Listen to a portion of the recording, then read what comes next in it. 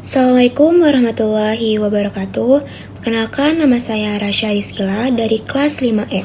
Di sini saya akan memberitahukan video dan berita viral yang dimana kakak beradik bergantian memakai baju seragam sekolah, hanya satu seragam saja. Baru-baru ini publik dihebohkan dengan kisah kakak beradik di Palung, Bogor yang harus gantian pakai satu seragam sekolah. Kisah ini tuh viral karena menyentuh hati banyak orang. Tapi lebih dari itu, kasus ini tuh ngasih kita pelajaran penting tentang pendidikan, terus stres, dan ketidaksetaraan sosial. Terus buat sebagian orang, seragam sekolah mungkin menjadi hal yang sangat sepele ya. Tapi bagi anak-anak yang kurang mampu, keluarga yang kurang mampu, seragam ini bisa jadi hambatan besar untuk tetap bersekolah. Kakak beradik ini tuh harus atur jadwal siapa yang duluan bisa masuk sekolah, karena cuma punya satu seragam sekolah aja. Nah, kalau kita pikir lebih dalam, kondisi kayak gini tuh bukan cuma soal pakaian aja. Anak tuh bisa menjadi minder dibanding teman-temannya. Nah, malu kalau ketahuan, pasti bakalan dibully. Lama-lama, tekanan perasaan itu tuh bisa jadi stres berat oleh siswa itu. Nah, menurut artikel Klik Dokter, stres yang tidak ditangani dengan baik bisa jadi penyebab utama munculnya kenakalan remaja. Kenapa? Karena anak yang stres itu cenderung mencari pelarian. Ada yang jadi malas sekolah, ada yang membantah orang tua, bahkan ada yang menyalurkan emosi mereka dengan hal-hal yang negatif. Nah, artinya kasus di Parung ini tuh bukan cuma sekedar cerita menyedihkan, akan tetapi juga gambaran nyata bagaimana tekanan ekonomi bisa berujung pada masalah psikologi dan perilaku anak. Nah, jadi kalau nggak ditangani, resiko yang muncul itu jauh lebih besar daripada sekedar masalah seragamnya aja gitu.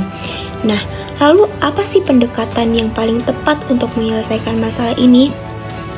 Pendekatan yang paling tepat dengan masalah itu yaitu pertama, pendekatan humanistik dan suportif.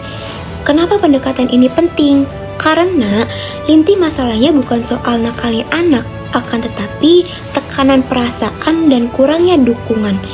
Dengan adanya humanistik ini, guru, sekolah, dan orang tua lebih fokus pada kebutuhan emosionalnya anak gitu.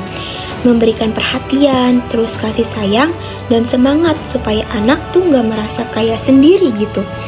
Terus langkah apa sih yang bisa kita lakuin untuk mereka yang melakukan ini, yang terjadi pada siswa ini? Langkah yang pertama yaitu identifikasi masalah.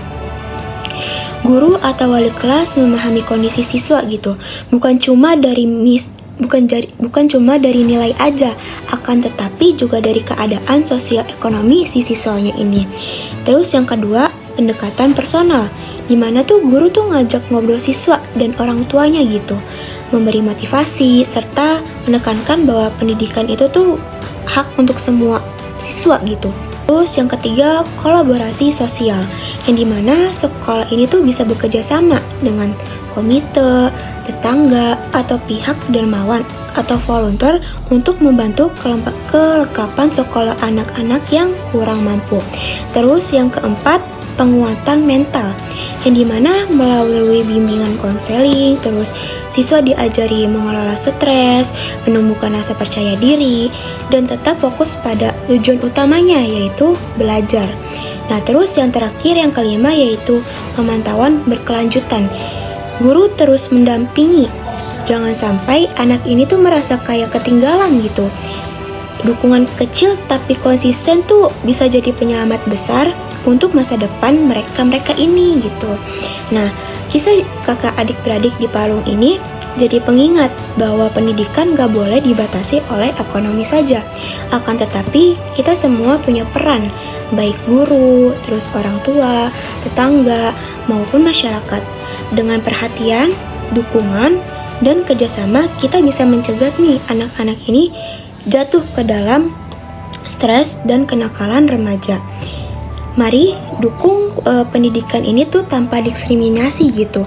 supaya setiap anak Indonesia tuh bisa tumbuh jadi generasi yang cerdas, terus percaya diri, dan berprestasi.